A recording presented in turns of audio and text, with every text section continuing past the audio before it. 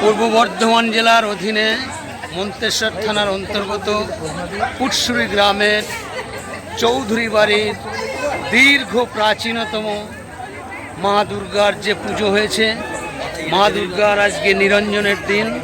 এই নিরঞ্জনের দিনে চৌধুরী পরিবারের সমস্ত সদস্যদের মন প্রচণ্ড ভারাক্রান্ত, কিন্তু নিয়ম যা আছে তা তো অক্ষরে অক্ষরে মানতে হবে।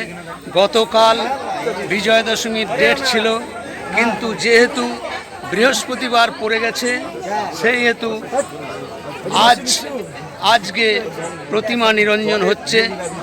যদিও বর্ষার আবহের মধ্যে আমাদের পুজো প্রাঙ্গণে আজকে প্রায় 500-600 মানুষকে মায়ের প্রসাদ বিতরণ করা হবে। আমরা খুবই চিন্তায় ছিলাম যে আবার যদি বৃষ্টি আসে, প্রকৃতি যদি বিরূপ হয়, তাহলে আমাদের এই বিশাল আয়োজন এগুলো স্তব্ধ হয়ে যাবে। যাই হোক, ওপরওয়ালা ও মায়ের ইচ্ছায় আমাদের যে আশা, সেই আশা পূর্ণ সফল হয়েছে।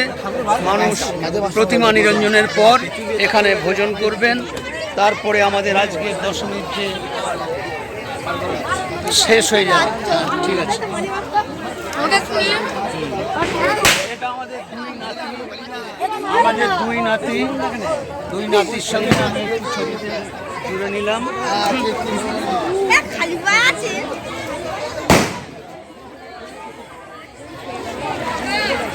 আর কোনো চিন্তা নেই, শুকিয়ে গেছে জায়গা।